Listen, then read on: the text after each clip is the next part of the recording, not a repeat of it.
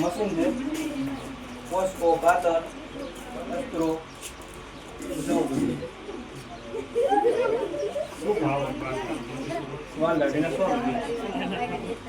માર બાલ કપા મફત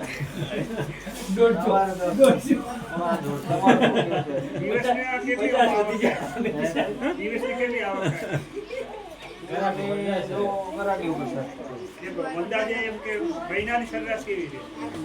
સરેરાશ જો હું તો જો કે દરરોજ રેગ્યુલર આવતો બપોર પછી જ આવું પણ સારામાં સારી રોજના 1000 રૂપિયા તો આરામથી કમાઉં.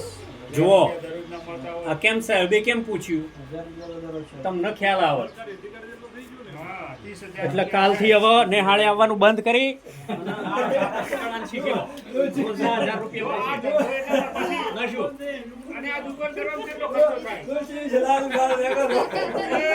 આ સાંભળો, દુકાન કરવામાં કેટલો ખર્ચો થાય? દુકાન એટલે હેર સલૂન. જે હેર સલૂન પેલો ફર્નિચર લાવું એવું જેવું ફર્નિચર છે અંદાજિત ખર્ચો. અંદાજે આમ લાખ રૂપિયા જેવું થાય.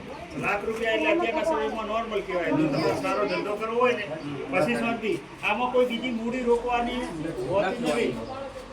જેને જો ખાસ જે આપણે ત્યાં બ્યુટી પાર્લરનું દીકરીઓ ઘરે પણ કરતી હોય છે, બ્યુટી પાર્લરનું એમાં કોઈ દુકાન નાખવાની જરૂર હોતી નથી. એક આપણે ત્યાં મોટો 4-5 હજારનું ટેબલ આવે છે અને મોટો અરીસો પણ હોય છે જે બજારમાં મળે છે, એટલે 5-1 હજારનું થાય. અને સંચારનું તો આપણે એમને બતાવીને આવ્યા છીએ. અને બ્યુટી પાર્લરનું કામ તમે સારામાં સારું ઘરે બેસીને કરી શકો. અત્યારે લેડીઝ માટેનું એ પણ તમે ઘરે બેસીને કરી શકો. એમાં સારામાં સારી આવક હોય છે. જે દીકરીઓને 12મા પછી ભણવાનો સમય ન મળતો હોય ને આવું તમે ઘરે બેસીને કરી શકો તો ઘરનાને થોડાક તમે મદદરૂપ થઈ શકો. આવક થાય તો બેસી રહેવાથી આ જીવનમાં કોઈ ફાયદો નથી. એનાથી શરીર પણ બગડે. તો તમે કોઈ પણ ધંધો કરવા માલ એટલે બીજા લાખ રૂપિયાનો તમારો માલ લાવવો પડે. આમાં એવું કોઈ હોતું નથી. એટલે મૂડી ઓછી અને સારો ધંધો હોય તો હારી છે. પણ સરખી રીતે કટિંગ કરતા નહીં આવડે. કોઈની દાઢી કપાવી ના જોઈએ અને કોઈને બ્લેડ પણ વાગવી ના જોઈએ. એ પણ ખાસ ધ્યાન રાખવાનું છે. બરાબર?